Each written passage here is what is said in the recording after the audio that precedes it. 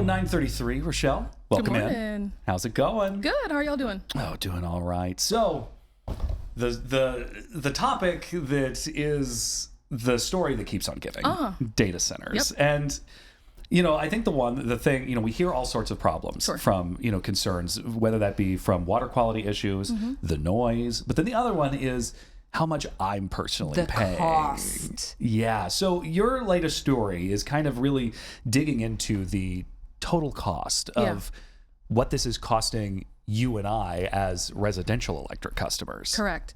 This started kind of to go backwards. People had been reaching in and saying, my electric bill has jumped. Some people were saying their bill had doubled, but they're not using that much more electricity. And they were like, what gives? And so did some digging, reached out to AEP and some local providers, reached out to the OCC, the Ohio Consumers Council, and basically found out that data centers are actually driving the bump a lot of people are seeing in their bills. And this investigation kind of dives into that. It's twofold. Data centers are driving up demand. They have basically what one expert told me is the amount of electricity that data centers have requested from the state is 3 times the amount of electricity that Ohio normally uses at peak hours. And so our system just wasn't prepared for all that demand in such a short window of time. And that costs money, right? It costs money to create energy. It costs money to distribute energy.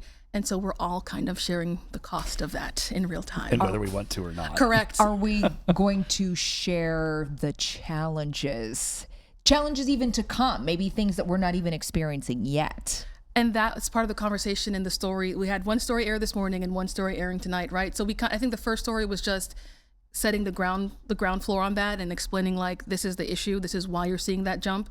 And then I took those concerns to experts and saying like, hey, we all know now that data centers are kind of at the heart of this. What are y'all doing about it? And should we be concerned about other issues down the line? And so this morning's story, I kind of broke it up into 2 halves because everybody's bill is actually broken up into 2 halves. Half of your bill and the expenses you see come from your local energy provider. So let's say you have AEP. Part of that is distribution costs, how much money it costs them to get the electricity into your home, and certain little maintenance fees. The other half of your bill is coming from the grid provider, which is PJM here in Ohio. So some of that is the cost for them to physically create the energy and then to distribute that energy to Ohio state lines, and then AEP takes it and then takes it to your house. And so that's how your bill is separated. And so I separated this investigation in 2 halves. And so I want to play the story really quickly, but I took that concern to AEP and I said, well, for your half of the bill that's going up, we know data centers are at the heart of this increase. What are you doing about it? And so this is the result that we got. In the last few years, AEP Ohio says the amount of energy that data centers have asked for was 3 times the amount this area uses during peak hours. To help rein in those requests, last year, AEP Ohio passed a data center tariff.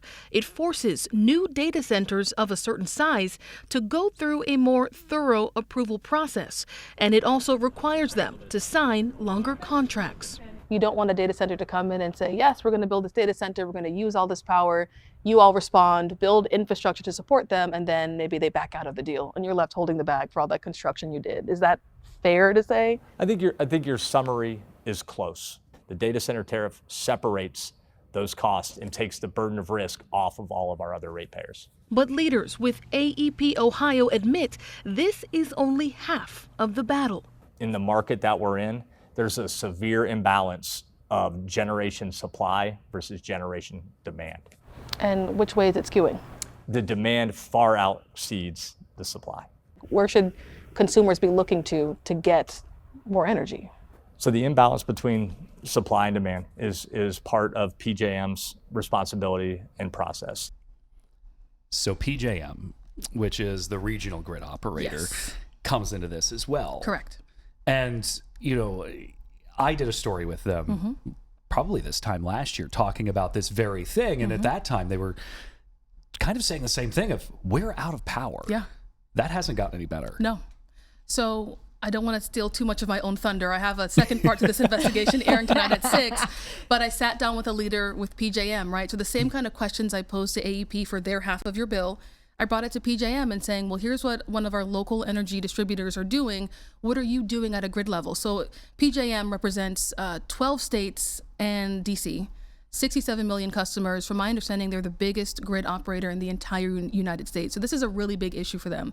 The leader I spoke to said that governors from all different states, including Governor DeWine, have complained and said, you guys have got to do something about it. I'll give away one little secret from, the story tonight at 6. He told us right now they don't have an answer. Same thing that you heard last year. But what they're doing now is they're petitioning the federal government to put a cap on how much they can charge states just so that your bills don't go up any higher over the next 10 years so they can figure out what to do about data centers. So they're trying to give themselves a 10-year window to try to solve this problem. And in the meantime, try to cap how much they can charge you so that people, can hopefully afford their electric bills. A couple of things stand out to me about this. Yeah. I, as just a customer, PJM, this is not a company I'm familiar with. I get a bill from AEP, Correct. for example. I don't get a choice Nope.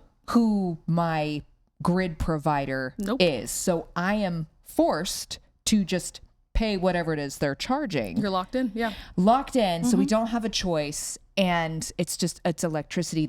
We're talking about a basic foundational bill for your home. Correct. The other component that I think about is, I feel like the votes initially with data centers, everybody was like, oh, data center and it taxpayer money and da, da, da, da. But now we're seeing what this actually looks like, our reality. The bills are coming in and we're all going, wait a minute, this looks different.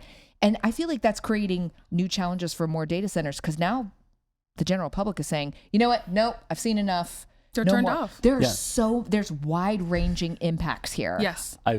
We've made this, kind of haha, but it's not, it is the one thing that we have found that has united both sides of the political spectrum. Which is so rare. Where people are like, no, thank you. Yes. Yeah. And it doesn't matter, various different reasons, but you've got a lot of people who are up in arms over these things. So in your reporting, with everything that you've learned, because I imagine you learned a lot in this process, are you walking away hopeful by what you've learned, or are you walking away going, this is going to get worse before it gets better? I think I will say I'll give it some time. There's a lot of very smart people who acknowledge that this is a big problem. I mean, one expert put it bluntly and said, there's a lot of political pressure, right? There are a lot of politicians that want to remain in office and want to fix this data center problem and are incentivized to do something about this issue. So that's part of it. Based on what I've heard from the experts I spoke to, I am willing to give those folks a few years to see some progress before I put up my hands and say, this is out of control. It sounds like they have a decent skeleton plan. I'm waiting to see how the rest of it kind of fills in, because I think people are going to get to a point where they can't afford their electric bill. And then what do you do? Right. I don't know.